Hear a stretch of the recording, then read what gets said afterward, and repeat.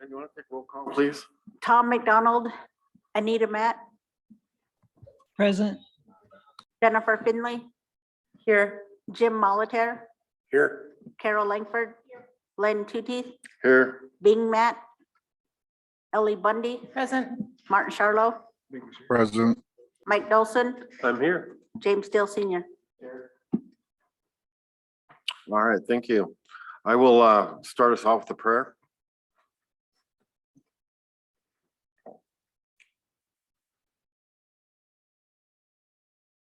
Grandfather, today we give thanks for such a beautiful day. Grandfather, we ask that you be with us today as we make important decisions here for our people. Grandfather, today we pray for the ones out there that are struggling, the ones that are out there that have lost loved ones, the ones that are struggling and just having a really tough time to make ends meet. Grandfather, we ask that you show us these people and help us help them. And today we ask that you watch over us, and we're so grateful for the land that you put us in, the clean air, the clean water, the mountains that surround us. We pray for our plants and our animals. And once again, we pray for our elders and our veterans and our young ones, Grandfather, the ones out there. And I ask you all this in the Creator's name, amen. Okay, we do have a set of minutes. Let's take a few minutes to review those and get. They are the June 16th minutes.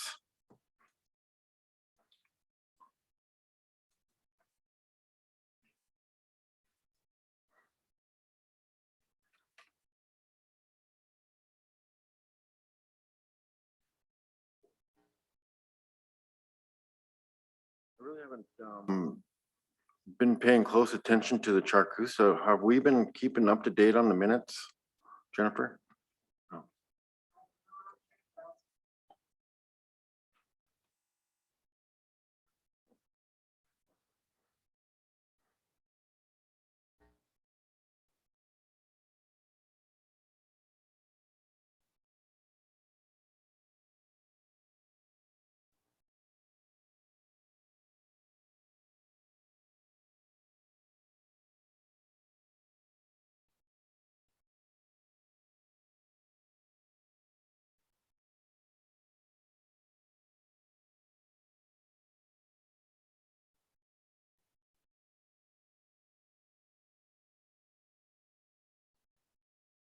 So just for the record, Chairman McDonald is on PTO today, and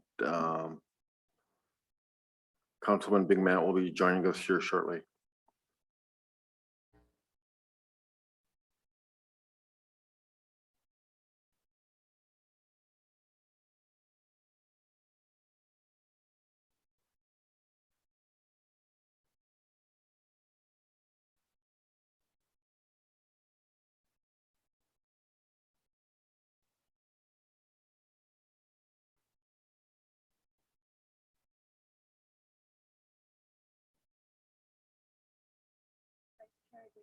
To approve the minutes of June 16th with any corrections? All right, thank you, Ellie. I got a motion by Ellie to approve the minutes, second by Mike.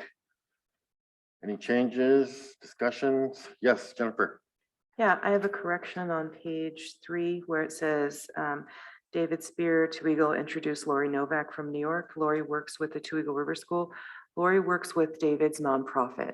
She's Okay. on his board of directors. All right, good catch. Thank you. Did you get that, Abby? Did you say David's nonprofit? Yes. Yes. Thank you.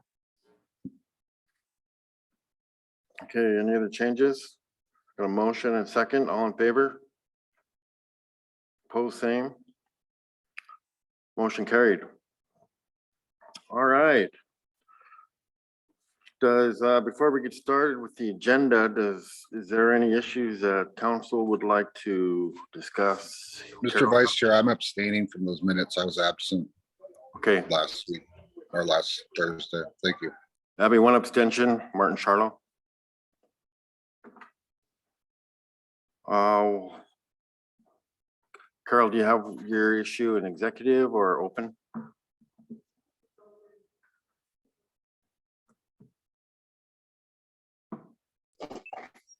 I have an issue for open too, please.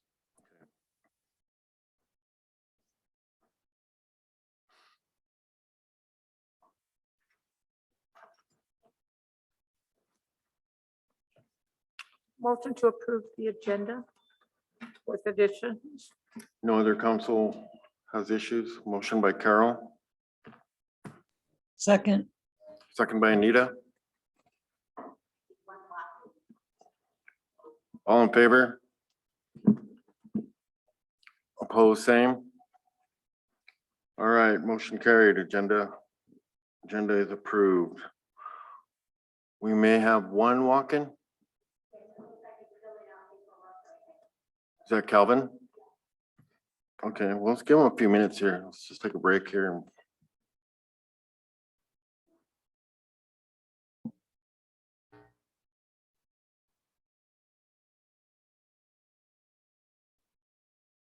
Okay, let's go ahead and discuss the council issues. We'll start with Carol. Yeah, last week, there was a situation at the Ronan Senior Center. Chino Lara's funeral and wake. And they had the dinner, and at the end of the dinner, they noticed all of their memorial cards were gone. And they have an idea who might have taken them, but there was money in it. And they finally figured out it was probably about $900. And anyway, they're just devastated because he's not a tribal member. And we have donated the 600, I believe. Yeah. And there's probably no way that we can help out in any way. I mean, we have helped out, but I told them I would bring it up and see what we could do. But it's just really a sad. He is a member, I believe, of Northern Cheyenne. Yes, Jennifer. When we were trying to get the assistance for the non-member burial, he is Northern Cheyenne, so they do 6,900 for their tribal members. So that his funeral was all covered through Ralph. Okay. In regards to security, Carol, did they have any cameras over there or that? They did actually. The cameras, I think, were resituated, and so you couldn't see who was at the door, but you could see other places. And there was a camera there prior, but it looked like they had changed them out. So Yeah. it is Okay. what it is, and it's just really sad. That is sad that people would do that, especially during a time of loss. And, you know, just one of the issues related to that is our security. You know, we've discussed that on a couple of occasions here last year, and we were going to get started on getting our security program going. And we've asked Leroy to kind of head that up. And as I understand, he needs to come in and get his security manual approved by council so he can get started with the planning of that process. And also start enhancing our security cameras throughout all of our facilities. You know, the cameras are just get very minimal exposure to a lot of our buildings, especially right here in our own chambers. So something we need to work on and keep on, because I think security is a vital part of our operations here to keep our employees safe, and having them come to work, having the feeling of being safe coming to work, you know.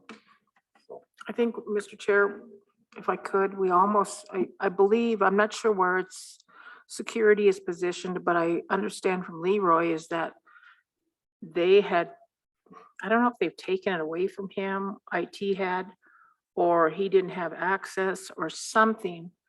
And I think we really need to figure out who's gonna do it. And I would like to see any policy that he brings forward is ran by, it is, went through the IT process, because I think there needs to be a handle on it. And I don't know if he has the time. He didn't answer his phone, and I asked him about it. I said, Leroy, I've been trying to call you, and finally I had to text Rick and Patricia and a few others, and finally he called me back, probably about half an hour later.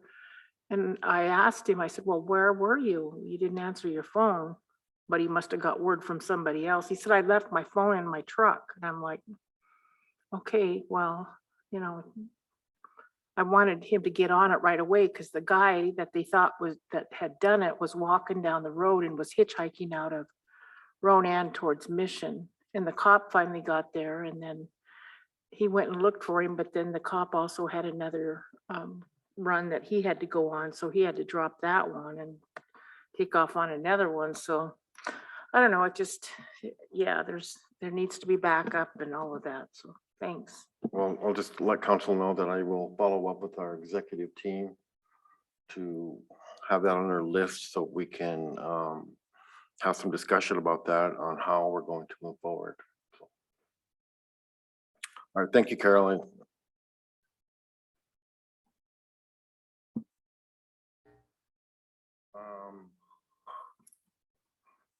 Martin.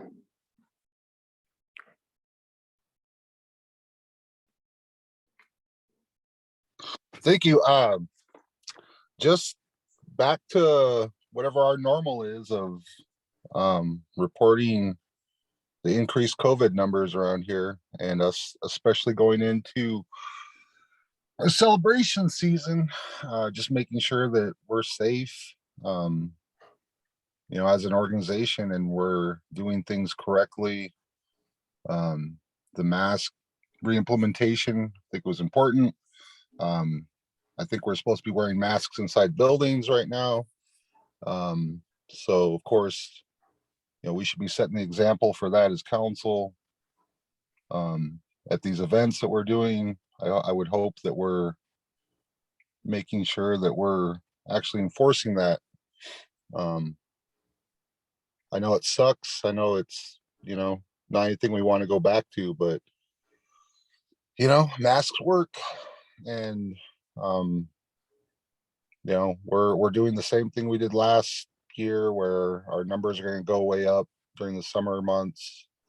And unfortunately, COVID's probably part of our lives now, because we haven't had enough people take the precautions that we need to. So, I just hope that we, are safe, and our anything events that we're doing are safe. I've seen a lot of pictures of events that we're putting on as a tribe where, yes, they're outdoors, but close proximities, things like that, where we're just kind of, we're all tired of it. And I get that, and I am too, but we got to make sure that we're proactive as leaders and as an organization, and make sure that we're doing what we need to. And then speaking of security, and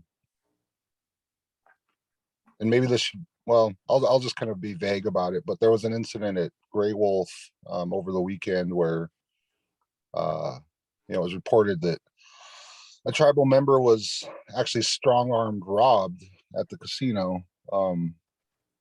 And so I definitely would like to kind of have a report, from Mr. Brian Miller about that, kind of figuring out how something like that could happen at a casino where, we should have strong security there. I know we have paid security. I hope the perpetrators were apprehended. But this was a tribal member elder that lost, money, and I'm sure been traumatized by that. But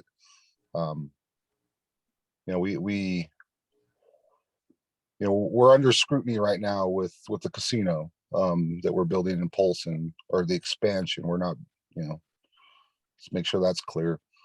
So any little thing like that really can put a black eye on our efforts to do things like that. So, Mr. Chair, I would hope that you could follow up with the staff or the board at SNK Gaming and just kind of get a report on that as soon as possible. Thank you.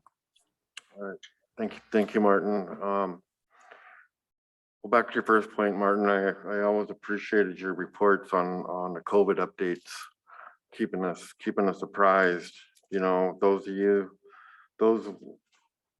that have been reading up on the literature of COVID, COVID's here to stay.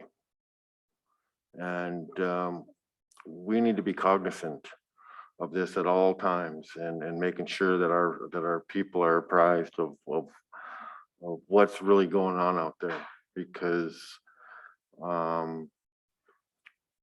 you know, I noticed the last couple months we got laxed, and because they took away the mask guidelines, we weren't really following protocols that we need to be, even though they're not required by CDC. We should all know better that we still need to continue to do social distancing, washing our hands, and when you're in large buildings with a lot of people, wear masks and things like that. But it's just common sense in today's world. And but anyway, I do appreciate that, Martin. And yeah, in regards to the issue number 2 that you mentioned, I wasn't aware of that particular incident, so I will reach out to Mr. Miller today and ask him to email us a report of what happened and what the follow-up was on that. So thanks for bringing that to our attention. That is really concerning. So, Mr. Chair, if I could, the more I think about it, maybe if council is agreeable, if Abby could just look into the incident that happened at Grey Wolf Casino over the weekend and just kind of leave it vague like that until we kind of get all the details on both sides, because I don't want to, this is only one side of the story. I want to make sure that we're not raising an alarm that you know, we got to hear both sides of the story first. So if council's agreeable to that, if we could just leave it kind of vague on that. that's a good point. Understood, Martin. Yes, Mike. Thank you, Mr. Vice Chair. Martin, I'm wondering about hospitalizations. Do you got numbers on those for COVID? I'm sorry, Mike. I don't. I haven't had a chance to dive real deep into what vague information is going out there. Most places are releasing information a week late, so yeah, this morning I don't have that. I'll have a better detail report on Thursday.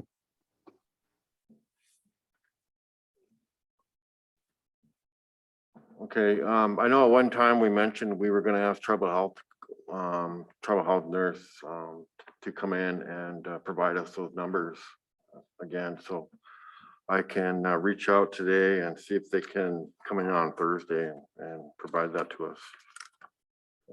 I apologize for that, because I know we were going to have that done last month when, or that week that we had the numbers go up. So.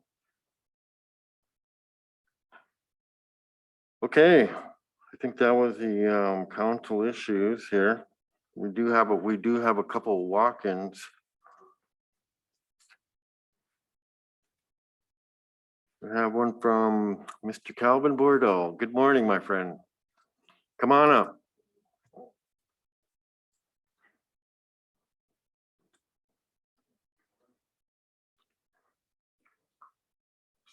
Morning, Calvin. Morning, council. Morning. Hey, I stopped in this morning just to chat with you a little bit on a, I guess you can call it a little pamphlet I gave the council about 2.5 months ago. And I just wanted to see what your feelings are about it and what kind of feedback I can get from you on some of the issues I brought in. There's quite a few issues I did cover in a short amount of pages I have here. And see if anything, I see the one thing here that the tribe is pursuing is a slaughterhouse, a large slaughterhouse to be built on the reservation, I think. If I read that right in the minutes. You guys are pursuing that, I guess. Calvin, we asked Economic Development to come in and provide us a proposal on what it would look like if the tribal council decided to, or opted to get into that business and what it entails. We have not yet made a decision on whether or not we're going to do that yet, but I there see. are some options out there for us. Okay. So we just, we're still having the discussion and still trying to get more information on what. So that's where we're at right now. All right, well, the other issues I have here that I won't go over every one of them because it'd probably take more than just 5-10 minutes. Probably take at least a couple, 2-3 hours. I don't want you get bored with that though, but what I brought up was some main issues is that our Aboriginal grounds. As a fish game house for a lot of years, I never understood really where our Aboriginal grounds, how far they stretch out and how far they go. And a lot of questions were asking me when I was a fishing game house, whether or not it goes so far as down towards Idaho or way up by Great Falls or someplace like that. But since this water rights thing took place, I've noticed on a map here where apparently our water rights went clean over by almost to Billings. Now, I haven't had a chance to talk to any attorneys that were dealing with that. Would that be considered our Aboriginal grounds that far away? That it's been established that we were that far away, even though we had claims of water that far. Would that be from back our original grounds that we could go over there and do some hunting, fishing, whatever we had the rights to do? That's one thing I wanted to find out and get a definite answer on that from the council. There's been vagues about where it was and where it could be, but nobody really wants to stand by and say, well, yeah, tribal member, you're allowed to go far as just on all federal lands, but never been really addressed. But since this water rights thing came out, I don't know if that's been addressed.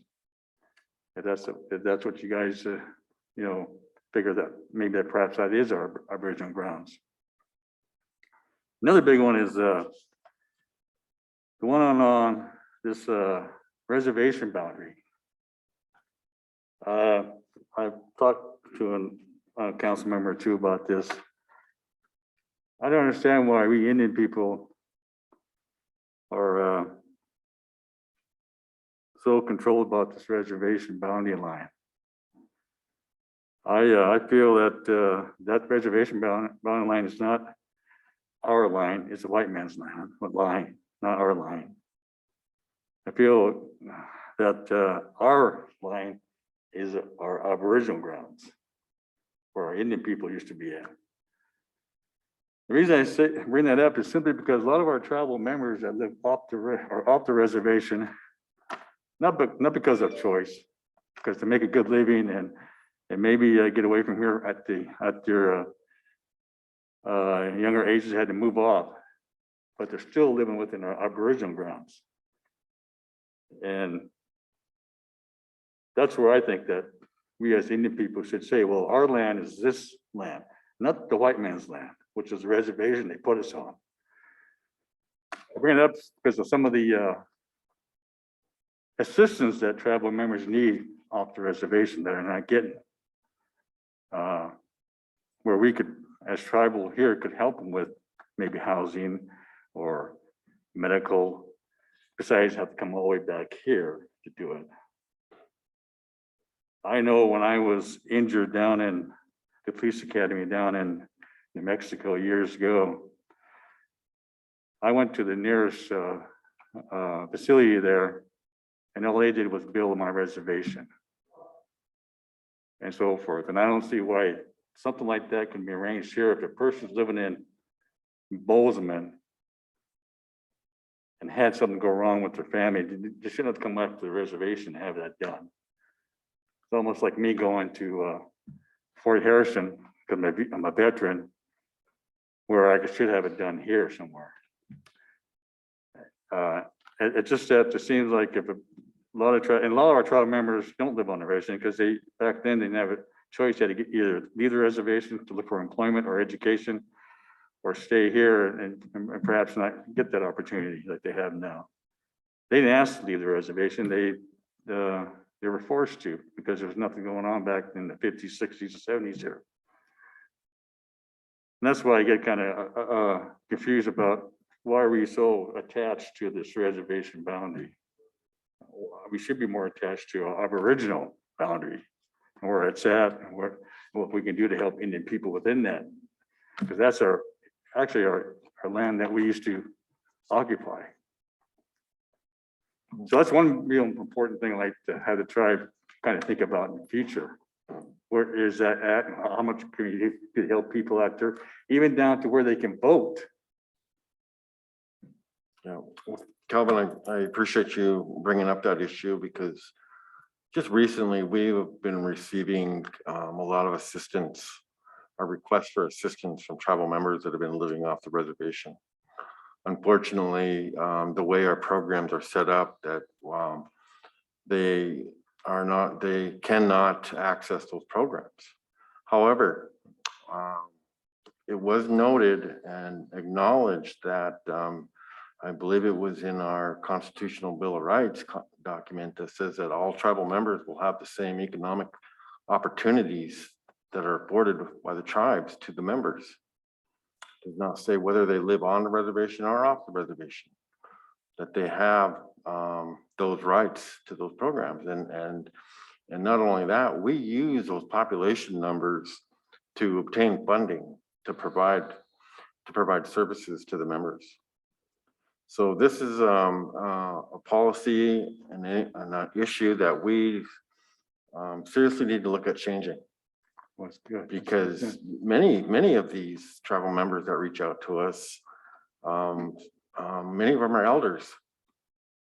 And and the way today's economic times are, with inflation going up on a weekly basis or on a daily basis, everybody's struggling out there. And I would seriously support us changing those policies to help our membership off the reservation. So. And I think the main thing that I'm really concerned about is the medical assistance and also housing. If they can, the housing, I don't know, like I said, it's geared towards reservation only, but if someone needed help to a washer and dryer, let's say, and they lived in Great Falls, they should be able to go down to a local store, maybe get that and bill the tribe or something, if they're under those guidelines or something like that, if that's part of our Aboriginal grounds, something like that, Yes. Help other Indian people that are living off the reservation, they are going through also hard times. That's one of the issues, big issues I want to talk about. And there's many more in here, I don't know if you had a chance to read it all, but Yes. there's a lot of issues I covered in short sentences here. But it's something that I think the tribe has been working on, or maybe has. Because every administration, it changes. Everything's geared to a different administration when the new council members come in, and I think they kind of like forget about some of the issues that we're working on previously, and they get put on the back burner. So I just want to make sure that we keep on this and we can work on this as a tribe, because this is going to benefit everyone, even up to the $15 an hour job, a minimum wage here on the res. I got pictures, and I can show you pictures of in Bozeman just now. They were advertising at Taco Bell just to make tacos, $20 an hour. Yeah, I've seen that too. And it's just unbelievable. They're doing that. And these kids are high school kids making $20 an hour. And they have money in their pocket. They're saving their money for college and stuff like that. I mean, it's helping out. It's helping out their family. So if there's something that, I don't know if the tribe ever looked at what it'd do to our programs if you raised it up. And I know for a fact, it'd probably take maybe a lot of people out of certain areas where we're qualified or not qualified to help that program. We might be saving money there then too. I don't know. But there's a lot, I covered a lot of things here, and I hope you guys can really look at it and give me some feedback, or at least work on it, at least look at it, see what you think. Okay.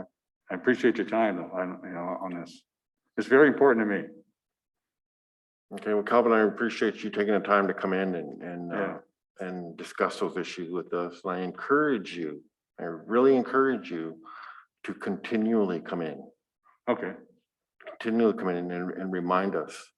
Because as you know, the council has a lot on their plate on a daily basis. Sometimes we drop the ball on issues. Not gonna lie to you on that, and we need to be reminded. well, And maybe I'll that's just why keep we making like, copies of this.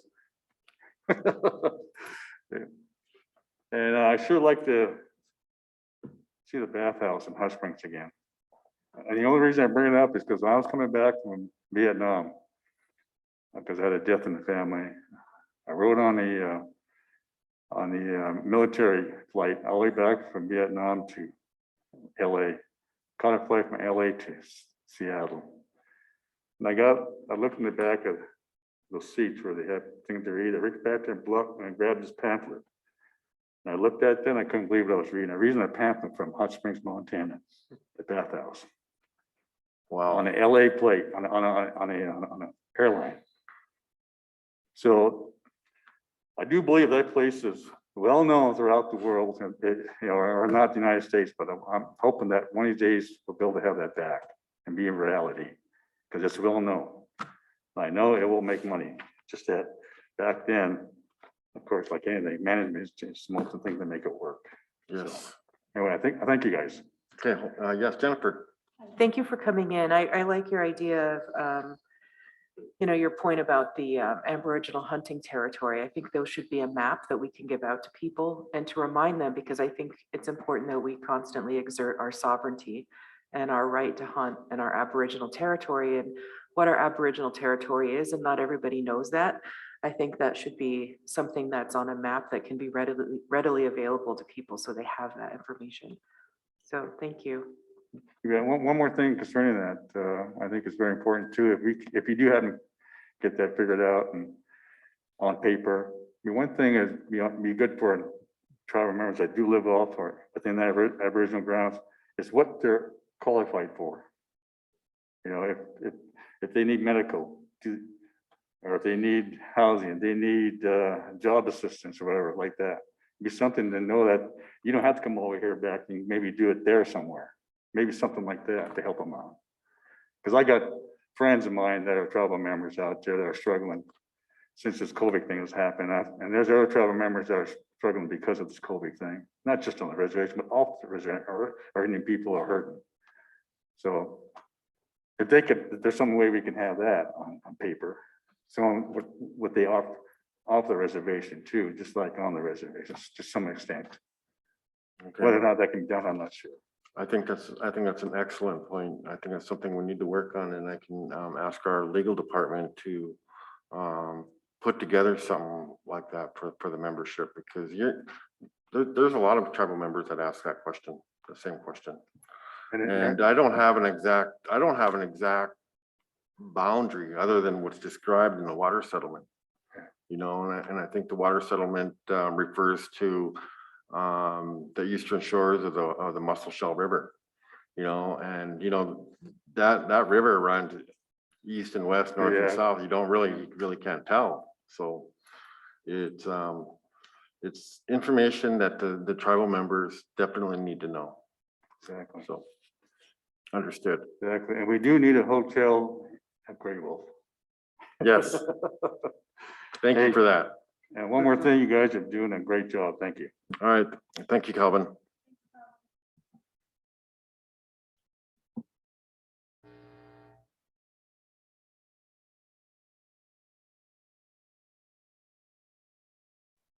Yeah, that issue with the Aboriginal lands boundary, I've always tried to interpret that. Especially when they described it in the water settlement document on where exactly we were claiming, or where we were relinquishing our water claims up there. So we would be interested to see what kind of boundary our legal department could come up with. I just think it would be nice to make that information more accessible so people can easily get it when they want to have it, and know exactly where it is and what, I just think making information accessible is always a good thing. So with the council approval, I can bring that up with the legal department to see what kind of preliminary boundary map they can put together for our review before we decide to get that out there to the members. Yes, Bing. Thank you, Mr. Chair. Some of that issue with the water settlement there, wasn't some of that given back on account of that? If the settlement pushed through, didn't we have to give some of that land up over there? Yes, many of those parcels in eastern Montana were identified. They were identified by counties on those claims we were going to relinquish in exchange for the approval, because I know there were some up there in the northwest, up there by Libby, that we also had to relinquish. So, good point. I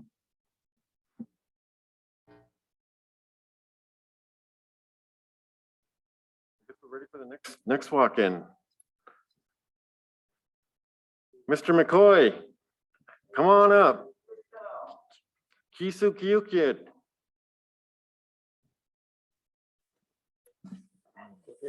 Yeah. Yeah. Jesus na kapiniskir. Ini sangkat na aksmaknik. At uri kini kakluka. At itkiki kapikasa. Yeah, my name is Wayne McCoy, and I'm a fairly fluent Kootenai language speaker. One of the ones that's not, well, I say I'm an elder in training. Was kicking it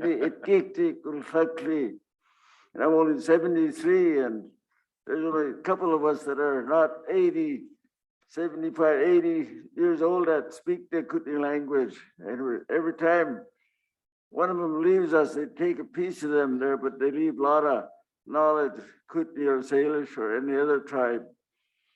But my friend Leonard, he got me the job here to teach at the complex here, 2021, I think it was, March before the pandemic.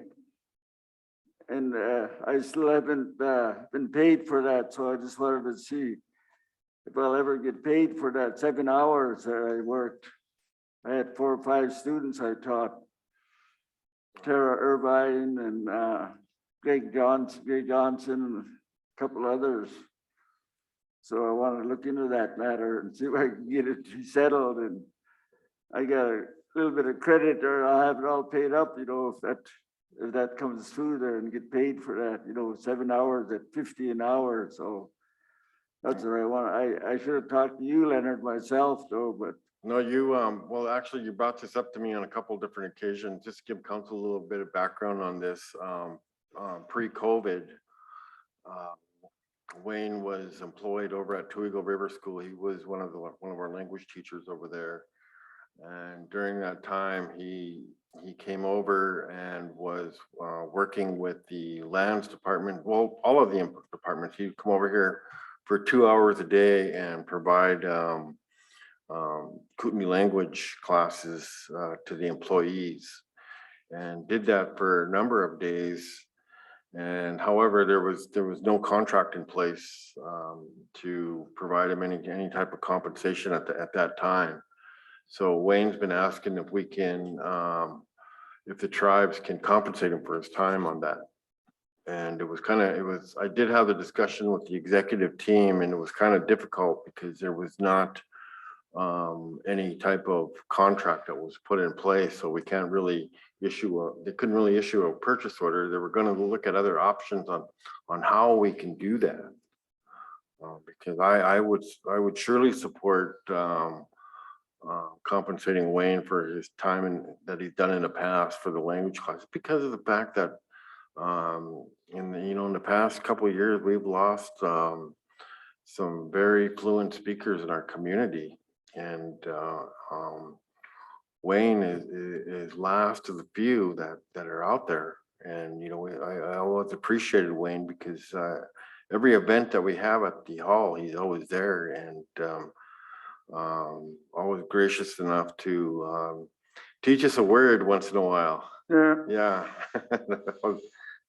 So, and he's just really great to have in the community. So I would, if I get council approval, I can work with the executive team again on identifying some options on how we can do that, because it's just kind of what's the difficulty about it, Wayne, is for audit purposes on how we can compensate a contractor. We would consider you a contractor to provide you for services without a contract. So we gotta look at how we can do that. So that's where we're working. And I know I relayed that message to you here a while ago, but I will find out through the executive team on if there has been any changes to that. But I would surely support trying to help you out, especially like in today's times. I know you're having a tough time getting back and forth to Elmo. So we'll see how we can work something out for you. Okay. Yeah. Yeah, I appreciate that there, because as of now, with the Kootenai culture, the director told me I won't be certified because I'm on account of the glottal marks. I speak it, talk it, teach it, understand it, know a bit. And he told me I understand it because I was an interpreter at a lodge and I knew the language. But that's what he had me. He said I could teach here, but not at the school, because the school has got to go by the state rules there and get OPI and get certified. And in my mind, Kootenai sailors, can they be certified? You know, they know the language and that, but you know, it's just the state of Montana wants to be certified. So that's where I stand as of now. But I've been doing my goals and I know I could go see the director and I'd probably pass it. But in my mind, I want to talk to my elders and they listen to me and I explain to them what's going on. They probably grandfather me in, but either way, you know. Yeah. And that's just one of those things, Wayne, where I know and many in the Elmo community know that you're a speaker. You're one of our speakers. And trying to get that Class 7 certification, that's really tough. It's really tough to go through. I know you were struggling with that for quite a few years, but and as you mentioned before, you know in your heart you're a speaker, and we know you're one of the few. So Yeah. Because as of now, I don't know if any other, well, I understood that Ambrose Kaya was certified, but I wasn't too sure, you know, and as of now, all the apprentices, I don't know how long it'll take them to get certified, you know, to be able to teach. Because I want them to be teaching all over the reservation, you know. And, you know, they're helpful there. They went through about three groups as of now that I know of. okay. Well, Wayne, I really would like to encourage you to continue to try to pursue your Class 7, because you're a very invalued resource to us, Yes, especially in Elmo. yes. Losing our speakers. We need to Yeah. get as many Class 7 certification speakers as we can, and the more we get in Elmo, the better we have on retaining our language. Yes, Because right now it's just very scary and concerning, you know, especially after Alice left us, yeah, you know, and so like I mentioned before, we will try to look at some options on how to make things right with you. yes, yes. I think that's only fair because it's the time that you took to try to teach the language. So, any other Mr. Chair. comments from council? Yes, Martin. Yeah, thank you, Mr. Chair, and thank you, Wayne. I did put it in the chat, but and then it sparked another thought that I had. Is there Kootenai even being taught at Two Eagle? And then I'm curious to know, or is it being taught at any schools on the reservation? I don't know if you know that, but that's something more from Michelle Mitchell, but I'm really curious about that. I don't believe we have any Kootenai language teachers at Two Eagle at the moment. No, I'm a cultural, work, I do a little bit of language, but Yes. But that's something we can check with our education department today to see where we're at and what their plan is to try to recruit to get somebody over there at Two Eagle. yeah, because I could put in one of the apprentices there and I could teach them, help them out. Yeah. Because we got to talk our language daily, day in and day out. I know Belinda Morzo, she learned the Two Eagle with Albert Kayai, and I just give her 2 more new words.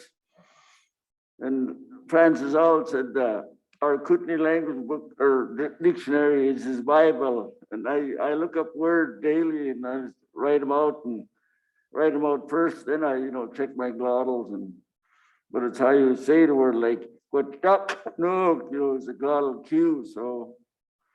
But, it's a long learning process there, but our elders, they didn't have to have all that, our ancestors, but Yes, very, very complex language yeah, to learn. yeah. Okay, well, Yeah, Wayne, Francis All would say, "This is cleany, San Kaisel cleany." He said, it's hard, but it's not hard. But him and I are in the same boat. Our grandmas spoke the language. My grandma on my dad's side never spoke one word of English. So that I grew up with my language, and I'll never forget it. So, okay. Well, Wayne, thank you for coming in today. And, okay, and yeah, I- simple I'll- cookie, yeah. I also want to encourage you to keep reminding us about this because it's Okay. important that we, like I said, we need to make things right with you for your time and efforts. Because we do appreciate you knowing that you're one of our few speakers that are left. So thank you. Yes. Okay, well, simple cookie, up in this case. Thank you, everyone here. Mhm. I appreciate it. There's, it's a hard work sitting up there and doing all the work for all the people. So, Okay, thank you very much for Sickle Cookney. all right, Wayne. Yeah. Thanks for coming in. Yeah, I don't like it.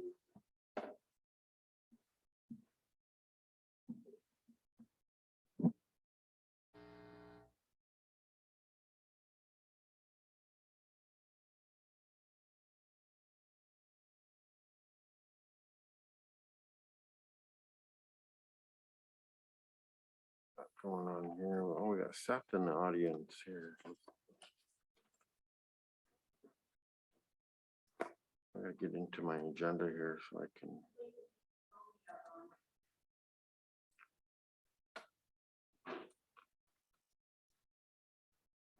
Okay, here, give me a second here. Let me get my computer fixed up here.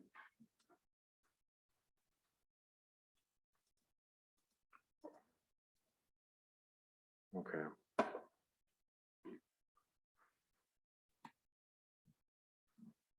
Okay, let's continue on with the agenda with fire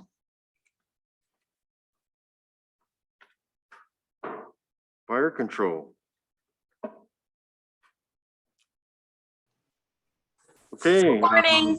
Good morning. Good morning, Whitney. Good morning, Tony. Morning, council. Yeah, we got one thing for you today. As you may have known, we've been doing an RTRL project with BLM and TNC for the past few years, doing some burning, some restoration work with them, teamed up around Prim Meadows area, Bitterroot restoration, planting, stuff like that. This will be a phase 2 of the project. And I'll let Whitney go ahead and do the overview. So phase 2 is between TNC and BLM. TNC is about 600,000 and BLM's 400,000 for 3 years. This contract is totaling $1 million. The contract's between both BLM and TNC, doing restoration on areas down in the Bitterroot. That's kind Whitney, of what I have. these types of projects, is this something that where we send our tribal planting crews and our fire crews down there to do the work? Do the restoration work, or how does that work? Hey, Lynn, this is Daryl Claremont. I'm here with Whitney. So Carol? we've done some work. We had an RTRL crew. Most of that crew, we have moved over to our regular fuels crew though. But we have done some work with our crew. We've done some work with forest development equipment. We have done some work with forest development as far as planting. And then the greenhouse has also done some work as far as growing camas and other plants for this project. And I expect that will continue. We do run into issues with like the equipment, forest development equipment, or even our crew, as far as timing when the work needs to be done down there, and trying to get the work done on the reservation. So it's tough to get the work done with our forces all the time. Correct, yeah. Hey, Lynn, it's Tony. Hey, we do share the workload quite a bit on these. We have done a lot of thinning and a lot of equipment work down there. Our greenhouse, our thinners and staff like that have done work in there. And we've been down there for a burn. I don't think we participated in the burn, Daryl, due to we were trying to burn here also, correct? But it is kind of a joint effort to do a bunch of restoration work down there. That is in our Aboriginal territory that we get a voice in and we get a participation in. So it's a good opportunity, good funding. Funding does come from the BIA directly for it. So it doesn't come out of our budgets or the tribe. So it's a nice way to do some restoration work done as we get a voice into it. To see it done where we would like to see it.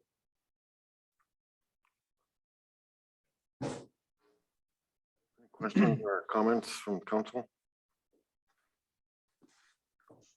Tony, this funding is also used to provide additional seasonal jobs.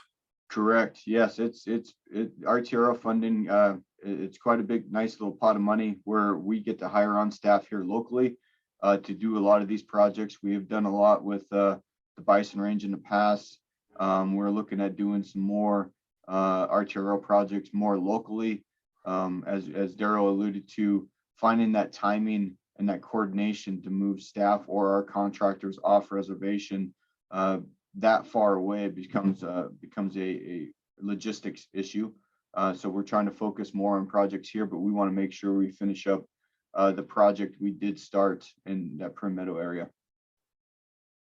Okay, yeah, I understand the importance of keeping a presence in our Aboriginal lands, knowing that we're involved in the management of those. I think it's just an excellent opportunity for us to just continue to show that the tribes are involved. And I've always appreciated these projects, knowing that they do provide good paying employment for the membership too. And I would always continue to support these types of programs. And I always appreciated the staff. I know you guys worked hard on making sure that we do stay involved on these types of projects on our Aboriginal grounds. So with that, is there any comments? Do I hear a motion? Motion by Bing. And second by Jimmy. Any other comments, questions, concerns? All in favor? Opposed, same. Motion carried. All right, thank you, Tony and Whitney, Daryl. Thank you. Yeah, hold on, I have one other comment here from Bing. Thank you, Mr. Chair. Say, Tony, my son and I have been up in Liberty Meadows area trying to clear that road around through there, and we run into some big trees in the road up there that we've had some trouble with. We probably have about a mile of road to go yet up there, but there's quite a bit of trees in that road on the Bulls Meadows side of the ridge up there. And I was wondering if possibly we could get a little bit of help up there to do this, because we're, like I say, we only got maybe a mile to go and then we'll be all the way through. But we did quite a bit of sawing up there and got a lot of that road cleared, you know, from the first turn off going into Liberty and went clear around and up on top, and I'm going over the other side now. But it took, we've been up there for 3 days now and we haven't got it through yet. And I was just wondering if there's a possibility of maybe getting a little help up there to finish that out. Yeah, I'll make a few calls to a few programs here, seeing if we got anything available. I know we do have a white bark pine stand up there that we planted and we want to do some surveys on. So maybe Forest Development might have some guys to go up there and clear it out so we can access it. So Thanks, Tony. Yep. Right. Yeah, just a reminder here last week, Big Matt and I and Chairman McDonald attended the bison hunt meeting with the Fish, Wildlife and Parks and the other tribes. And I know one of the issues that was brought up was in regards to the hunt was trying to put fire on the landscape. And why this was brought up was to try to control the migration of the buffalo. And I thought that would have been a good opportunity for our tribes to be involved in that once they start the planning process and the environmental assessment or the next environmental assessment that's going to be completed. I thought that was a great idea. And I would really want our tribes to engage in any kind of an activity like this, just knowing that, especially when it comes to our treaty hunts, knowing that we're part of the management of the park. I think that would play a huge role in controlling the population numbers of the bison of the park. And but anyway, just wanted to bring that up, Tony, that was there hasn't been no solid plan set yet, but we are discussing that, and I hope that we could come to a plan here soon on getting involved in that. So anyway, thank you, Tony and staff for the project today. We appreciate all the information you guys always bring to us. So you guys all have a good day. thank you guys. You have a good one.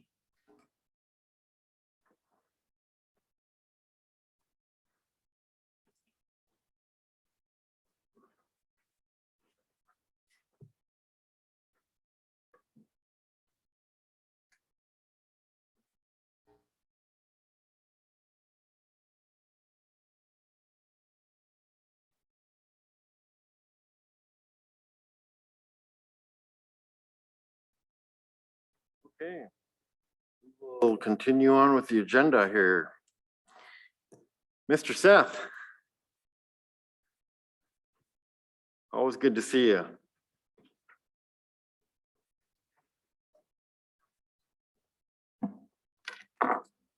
Good morning, Vice Chair, Two Teeth, council members. I have another large contract to bring before the council, and I thought I'd come in person just because these numbers sort of boggle my mind. And I wanted to do that. So I'm on page 11 of your agenda, and at the end of my short presentation, I'll seek council approval to execute a contract with Dowell Engineering and their subcontractor, the University of California, San Luis Obispo Irrigation Technology Research Center. But we are organizing our Division of Engineering and Water Resources engineering contracts as master services agreements. It's a new structure. It's been blessed by the legal department. And what that does is we build a we build the template of an agreement with terms and conditions, and then we issue the work by task orders. So we issue only a certain amount of work, and then we complete that work and we issue the next task order. And we do that for a number of reasons. One is we keep the contractor diligent and, you know, on their toes, knowing that they might not be awarded the next piece of work. Number two, we do that because we're really feeling in the dark with some of this water rights settlement, and we don't, you know, the rehab and betterment of the project, we're doing a bit of learning as we go. We call that adaptive management, but really it's just learning as we go. So last week I brought in a contract for the North Fork Jocko complex of projects in the amount of a plus or minus 860,000. This week today, right now, I'll bring the Dowell contract in, and very soon Jay Smith will be bringing in a large contract for the Jocko Canal to pipeline conversion. And, you know, I'm not saying we won't have more in the near future, but those are three of the bigger ones that will bring forward to you in the next few months. So the project that I'm seeking council concurrence on is we initiated planning in the Charlotte planning area. We initiated this 30,000 acre area that includes Kicking Horse, Nine Pipe, Post Creek, South Crow Creek, the creeks, and then the irrigation rehabilitation across the entire Charlotte area. And we're trying to sort of change our whole tack to do master planning across big areas. So our next area will be what we call Mission South, which is from Post Creek all the way to San Ignatius. And we try to do the planning for large areas so that we can then do efficient permitting and efficient construction. So that's what I have before you is this Charlotte planning area. It's been presented to the council. We went to a very rigorous request for qualifications. We had 9 national engineering firms bid on it. We selected a team. We had a peer review team. We selected Dowell and the University of California for a variety of reasons, and they've been performing well. And so we're seeking to authorize the next task order with them. So this includes rehabilitation and betterment, but it also includes ensuring that the wetlands, so 16% of this area is managed by the tribes, the state, and the federal government for wetlands. So we'll make sure to perpetuate the wetlands. We'll make sure to address irrigation return flows that come into Mission Creek at the Bison Range. And we will I think council's been appraised of this. It's complicated though. When we do rehabilitation and betterment, we will reallocate a portion of that water to stream flow. And that's how we grow the stream flows over time. And so, so we will also do these water efficiency and reallocation studies.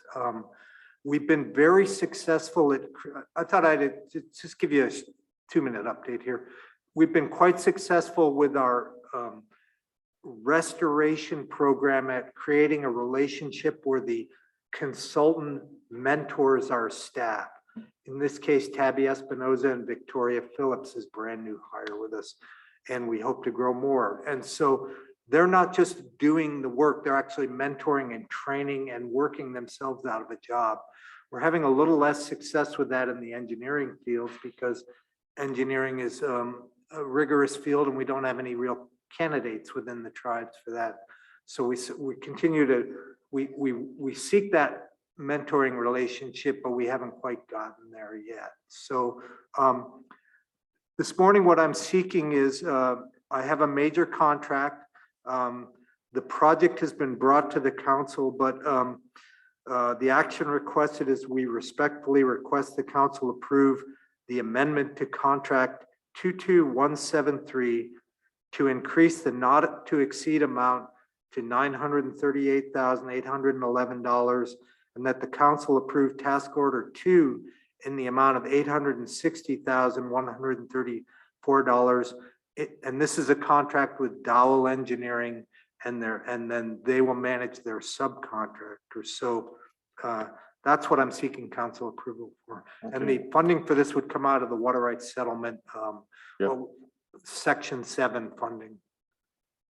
So Seth, just to get a better understanding on these types of requests. So this is just for the planning and design, and that, which will also include a construction plan to be done at a later date from from their subcontractors. Is that how that all plays out? This is to prepare the master plan. My eyes fog up, and then it would lead to this is not the engineering design. This is a master plan and a refinement of alternatives, and then a construction plan where we select the final alternatives based on the cost criteria and the best solution to rehabilitate the area, but also to save water for the stream flows. So, Okay. so it's the master planning level.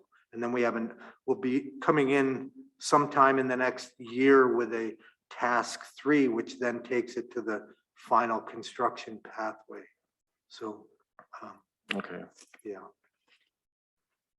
We're hoping this will create jobs for the tribal, the local and tribal community, because we'll have a secure runway of work, not just a project, then we have a pause, but we'll actually have this sort of master plan to push out work on a continuous sort of basis, I guess. That's good to hear. That was one of my concerns on, as the tribal council is approving all of these contracts, we're always being asked, well, how are we employing the membership during the water compact project, and so I appreciate you, always mentioning how this will work in regards to employment, because that's one of the question that's always being asked us. So anyway, is there any questions or comments, concerns? I really always appreciated Seth's presentation. He's always made things really clear and concise, so I never have too many questions. So thank you, Seth. I've always appreciated that. Is there a motion to approve the contract? Motion by Carol, second by Ellie. Last call for questions and comments. All in favor? Opposed, same. Motion carries. Thank you very much. All right. And I think Yes. as you, was there a question? No, thanks, Seth. As you are driving around, you're maybe seeing the stream flows are very high. Yes. And so McDonald, particularly Post Creek is, Crow Creek looks high at the highway, but Post Creek is extremely elevated right now, and it's the reservoir is spilling. So the reservoir is, so Post Creek, whatever's coming in now is going down. And so it's actually quite high. It's causing localized flooding, the houses that are really right in the floodplain, but not anything noteworthy. But if we were to get more rain, I'd say it would probably go up quite a bit higher, but it appears our rain is tapering off. We noticed that the lake levels also, just noticing all of the docks. I'm not sure how that's going to impact the docks, because we're not really yet done with the runoff yet. And then we have the North Fork of the Flathead that's really pouring in now. Yeah. So it's going to be interesting to see what's going to happen here when everything settles down.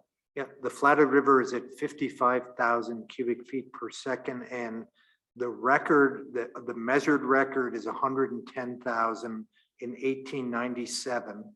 And my observational period, I haven't seen it higher than 70,000. So it's not a, it's a righteous year. Yeah, yeah. Okay. Thank you very much for your time. All right. Yep. Thanks for sharing that with us, Seth. All right, let's take a 5-minute break here.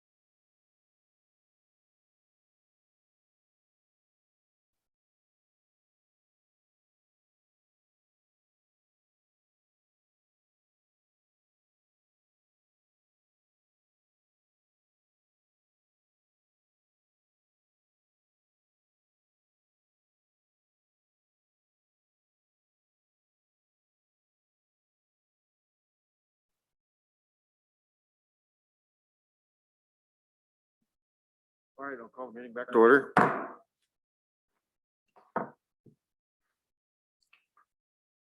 Okay, who is next on the agenda here?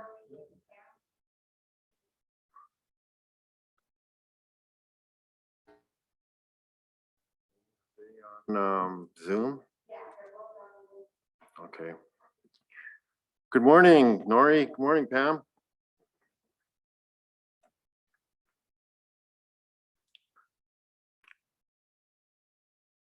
Hello? Nori, are you there?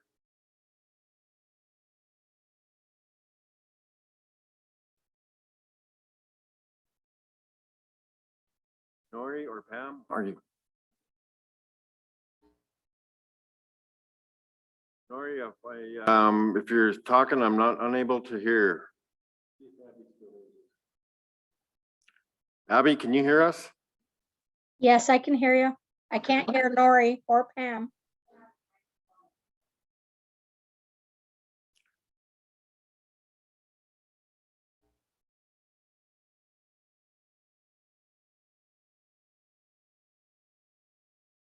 Pam, are you also on?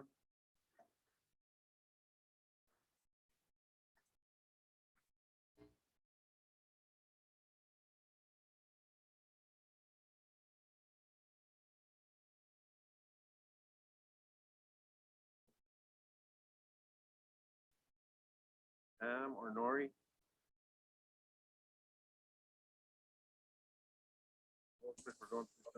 Technical.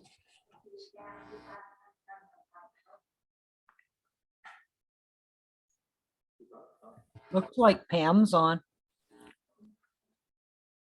Pam, we're still unable to hear you.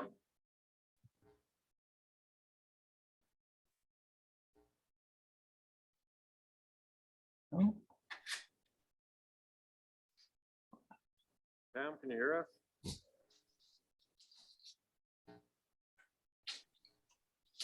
Testing. Testing. 1, 2, 3. How about you, Nori? Can you hear us now? We're still unable to hear you.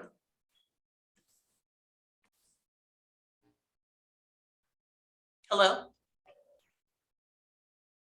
Good morning, Pam. We can hear you now, I think.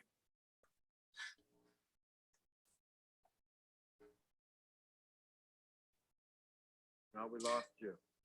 So I can't hear any of you. Okay, we can hear you now.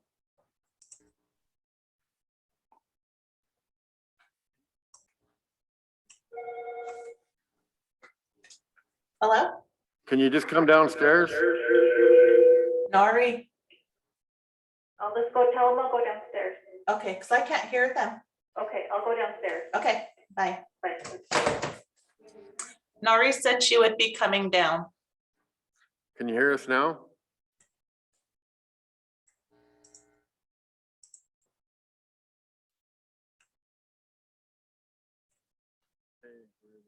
Hurry up and wait here. It must be, that's a technical difficulty because mine went completely off.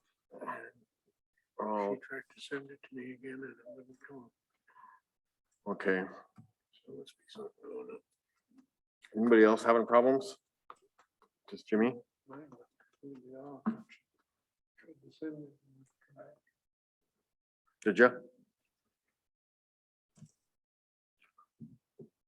Look at IT over here this afternoon, making sure everybody's Zoom is going. Well, good morning, Nori. We were hollering at you, didn't you?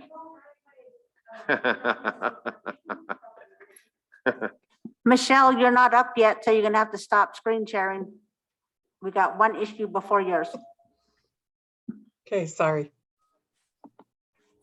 Good morning. Okay, good morning, Nori.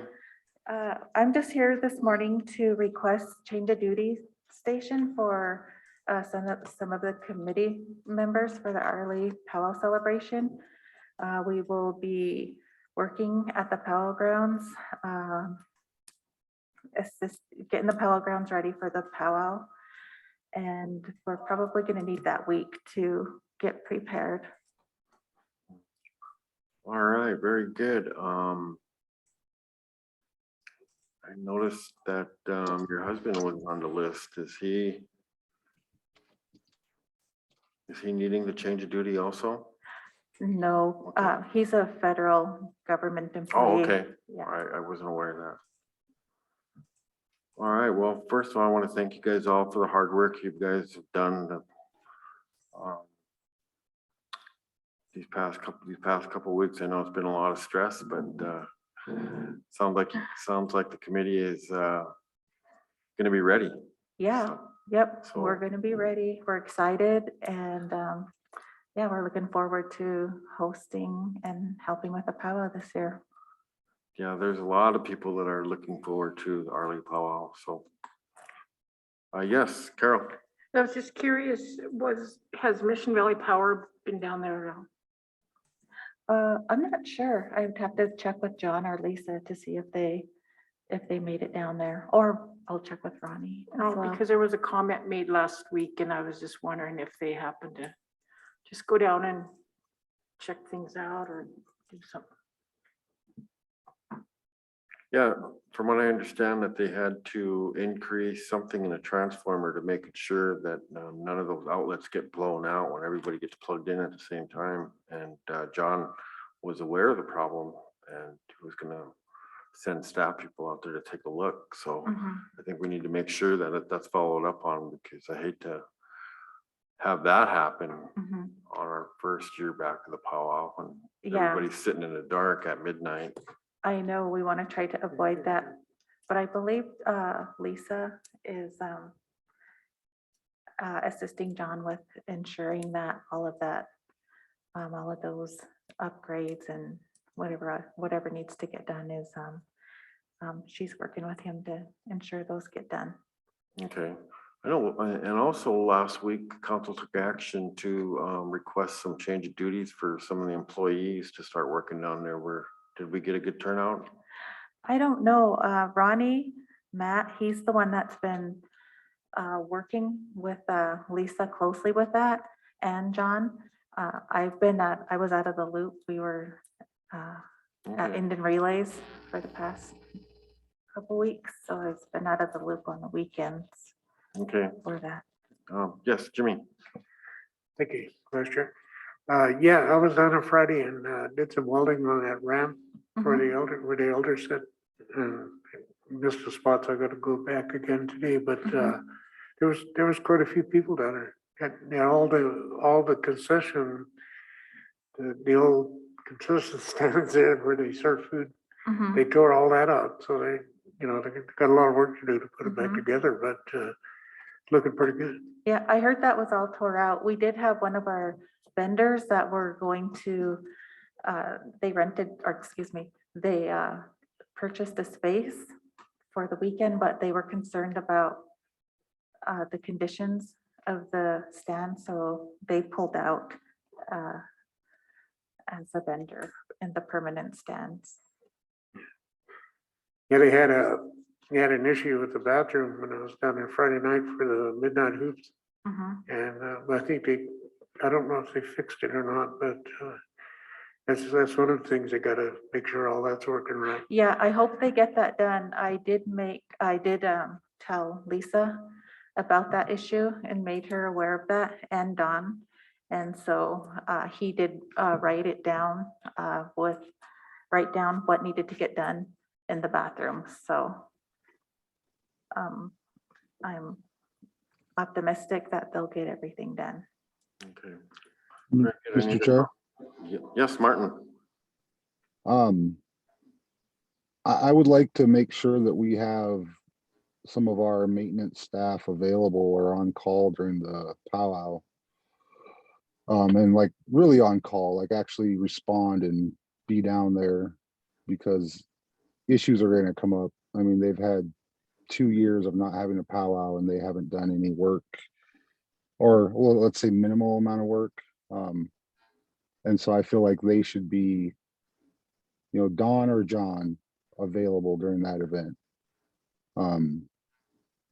Because this is on them if things go wrong. And I'm tired of excuses. I'm tired of, yeah, we'll just leave it there. Thank you. Okay. And so with that, I'd make the motion to approve the change of duty. Great job, Nori and the team. Thank you. Yeah, we want to thank you, all of you, for with all your assistance and encouraging words, and we're really appreciative of that.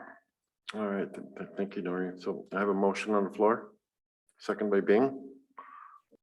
Any other comments, questions, concerns? All in favor? Opposed, same. Motion carried.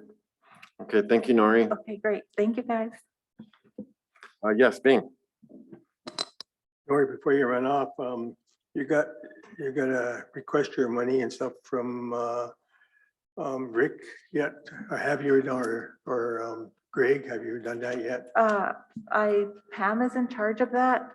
Greg told me that we needed to write a cover letter and send him a copy of the budget.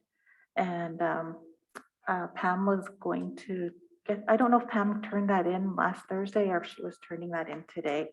But Greg, that was the instructions from Greg. So I sent that to Pam, and I know that Pam was working on it last week, but I'm not sure if she turned it in, because he said once we turn that in, they'll transfer the money to the Powell account.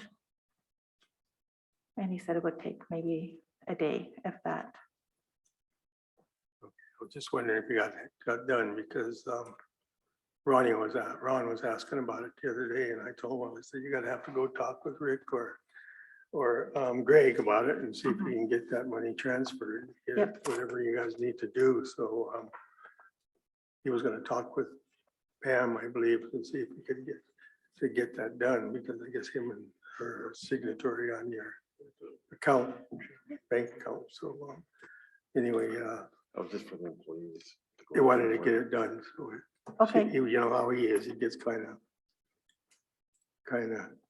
anxious about everything, you know. Okay. All right. I'll let Pam know. Okay. But I know we had the discussion with Greg already. And so she knows what she needs to turn into Greg. Okay.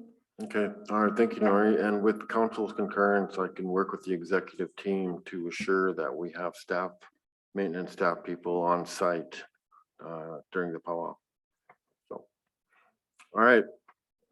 Thank you, Nori. Jamie James did a good job.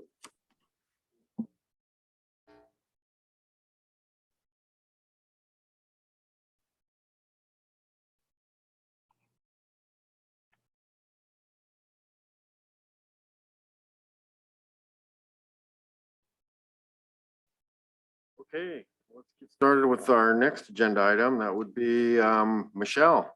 Good morning, Michelle. Today with me, I have Anna East, formerly Anna Baldwin, who organized and coordinated my project for tutoring for tribal students for the last few years. And I'm going to share my screen and she is going to talk. Okay, thank you. And good morning, Anna, and welcome. Good morning. Good morning to everyone on the council and others. And I'm happy to go through the highlights of the report from the 21-22 tribal tutoring program. First, I want to explain a little bit about the process that we use. So the purpose of this was the initial beginning purpose of this was to help students who were at home during COVID. That was the first year. And then so many people wanted the service again this year that we reinitiated it, I guess. And so what we have is a form, it's a Google form that parents or guardians can use to sign up their students. And the form, when they fill it out, it comes to a spreadsheet that I have access to. So as soon as I see a new name pop up, I reach out to that parent or guardian and find out a little bit about their student, you know, what they're struggling with. And it's everything. I mean, we have everybody from kindergarten to 12th grade, and they need everything, help from, you know, reading, math, you know, science, English, and so forth. So once I get that information, then I'm able to match the students with a tutor. So what I'm going to start with is just tell you a little bit about the tutors that we had this year. We had 14 active tutors. I did have more than that sign up, but sometimes the tutors will sign up to tutor and then they realize that they, don't have the time or maybe, don't want to do it the way that we have it set up. So we had 14 active tutors and 13 of those 14 were certified teachers. One of them was not certified, but had extensive education background. And of the 13 certified teachers, 11 of them were elementary certified. And I'll talk a little bit more about that in a minute. One of the problems that we had this year, and I'm going to kind of talk a little bit about the problem areas, the challenges that we faced throughout. So one of the problems that we faced or challenges was that we sort of ran out of tutors. In the middle of the year, we were really struggling to recruit more of them. And I'm just going to say that the 21-22 school year, for those of you who may not know a lot of teachers, was one of the hardest. A lot of my teacher friends said it was the hardest year that they've ever had, even including the year before that. So I think a lot of tutors were recognizing their own limits and realizing that they really couldn't support yet another cadre of students maybe on their own time. So that's how many tutors we ended up contracting with. Then we had quite a few students sign up. We had 30 students who were active during the school year, and some of them are like siblings of each other. So it's fewer families, but more students. We had actually 57 students sign up total, but like with the tutors, what will happen a lot of times is that the parents will sign the student up and then either circumstances change or they just don't really have the time in their day or they just don't respond to me when I reach out. So even though we had a lot of interest, we ended up tutoring 30 students, which was quite a bit.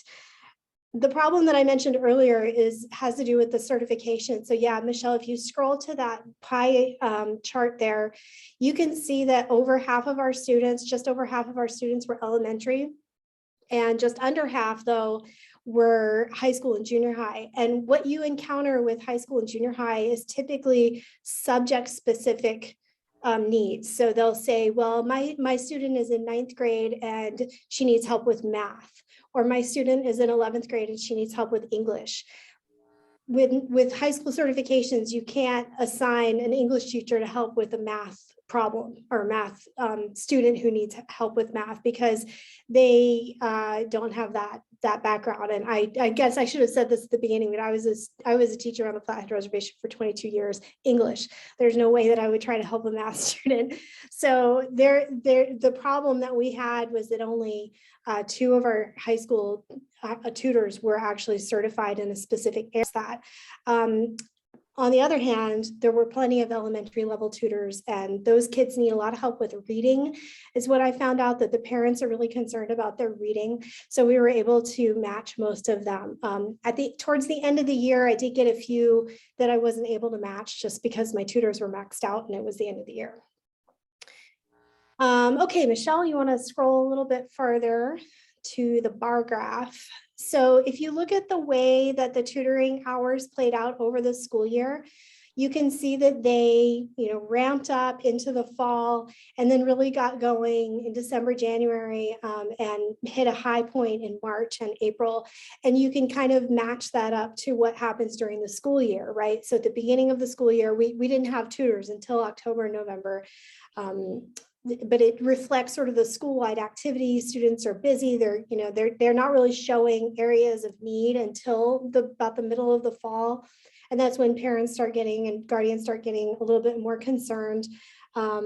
We did have to recruit some more tutors around, I think, Christmas and January, partly because we had some attrition and then we had more kids. So we were able to provide quite a bit of service, especially in the later part of the school year, which is, I was actually pretty surprised when I added up the numbers for May because they seemed pretty high, especially compared to last year. One of the things that I like to do at the end of the year is to send out a parent survey and find out a little bit more about, what they think about the program. So in your packet, I'm not going to read all of these, but you can see what the questions were that I asked, and then what some of the answers were. And just as a general trend, first of all, not very many parents answer, but we had I think I had 6 or 7 out of 30 who responded. And then if none of them are reporting negatives, they all like the program, and that might be just a factor of who completes the survey, but I'm going to choose to say that it's because it's a great program. And we had really a lot of parents who said, and guardians who said that they really appreciated the program. One of the things that a lot of them liked was the flexibility, because our tutors meet with their students when it's convenient for the families. So whether that's in the evenings or even on the weekends, sometimes that's when it's good for the families, and that's when the tutors have time, then that's when they'll meet. The tutors also, curate the materials and select them to match the students' needs, so that we have kids who they're not like, oh, we need help reading this book, but we're going to read this other book to improve your reading. No, like the tutor will actually work with the student on that book, whatever they have going in their classroom. So it's very tailored to each kiddo. And we had lots of parents who said, or several parents who said in multiple places, that they really want the program to happen again. So I ended my report with suggestions for the future in case it is reinitiated for a 3rd year. I think that it's important for the teachers in the districts to know that the program is available for students who might need it. And also because they might like to work for the program, and maybe that will mitigate some of our recruitment problems. We want to start trying to recruit both students and tutors early, but the tutors in advance of the students. And I really want to focus on math tutors, because that's something that it does require kind of a specialized skill set in teaching math, I think. And that's something that a lot of parents are concerned about with their kids. There also is face-to-face considerations with the opening of things over the last school year. Sometimes parents would say, or sometimes the tutors would come to me and say, this family really wants me to work with their kid face-to-face and they're in my district. Can I do that? So that's been something that we've been negotiating about, but it's something to consider. I think moving forward is like, what is the future of this program? Is it still just going to be an online only program? Are we going to make it more of something that where teachers can work with students after hours in order to help them improve their academics? And there's some considerations around that I'll save for private conversations if somebody wants to have a side conversation later. But that's basically my report. And I just want to say again, thank you for letting me do this, Michelle, and asking me to help out, because I think it's really important for kids everywhere, and especially on the reservation. All right, Anna, thank you. Thank you for that report. I have a comment from Jennifer. Thank you, Chairman. I have a question for Michelle. Michelle, have you explored what it would cost to hire professional tutors from an agency like Sylvan? Because I think if we're going to spend money on tutoring kids who got really behind during the pandemic, if we're able to, we should offer them the best of the best, people who are really trained to do this so students can get up to speed as quickly as possible. Have you explored hiring a professional tutoring agency to tutor students? No, I haven't, and for several reasons. And the main one being that I really think it's important that we are good partners with the school districts, because those are where our kids attend every day. And I really like to foster those relationships. And the tutors that do sign up for this project, for instance, Maya signed up and her tutor has a PhD. And so I have faith in the tutors that we have providing the services for our program. And so the thought actually never occurred to me, because I feel like we have the resources we need here. Just to follow up with that, my concern is that, I know that there's an achievement gap in our school districts and how Native children are being served. And my concern is that if we use people who are who may not be serving tribal students to the best of their ability now, why would we hire them to provide more services to Native students? It might be beneficial to bring some outside professional tutors into students to help them. I'm thinking there are some students who definitely feel disenfranchised by the local school districts. And I would say that, you know, there's going to be those teachers in every district, but there's also rock star teachers in every district. And I like to focus on the positive and really build those connections. And that's the other thing that's happening with this program, is that the tutors and the students are building connections that carries through into the school year and into the schools. And so I think that everything is based in relationship. All of our work is based in relationships. And so by strengthening those relationships and really giving our students the one-on-one that they need, because these tutors have communications with the classroom teachers. So I'll use my Yaya for an example again. So her tutor works in the same school district, but it's not her classroom teacher. And so she built a relationship with that classroom teacher to make sure that she was giving my Yaya what she needed and helping her to really focus on those academics that she needed to improve. All right. Any other questions or comments? Yes, Carol. I just wanted to say, I like both ideas. I like looking at both options. I mean, some fit for some of the students and some don't. So, you know, whatever we can do to augment the system and the process and make it better for our students, we should do that. So I like that idea. So thank you. All right, thank you, Carol, and thank you, Michelle. I know you, education department is always looking at options, especially when it comes to our students regarding tutoring. So it's a tough task to keep on, and we appreciate the work that you've done with Anna. And Anna, thank you for the report. Thanks for having me. Is there any other comments or questions? Okay, I need a motion to accept the report. Motion by Carol. Second by Mike. Any other comments, concerns, questions? All in favor? Opposed, same. All right, motion carried. Okay, thank you, Michelle. Thank you. I'm going to stay on to support your next agenda item. Thank you, Anna. Okay.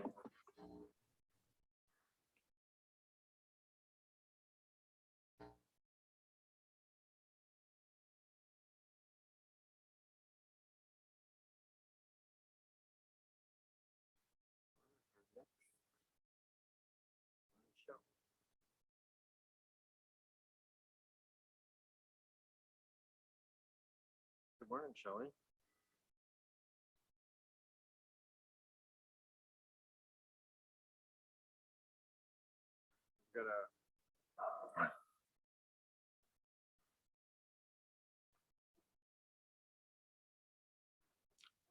Okay.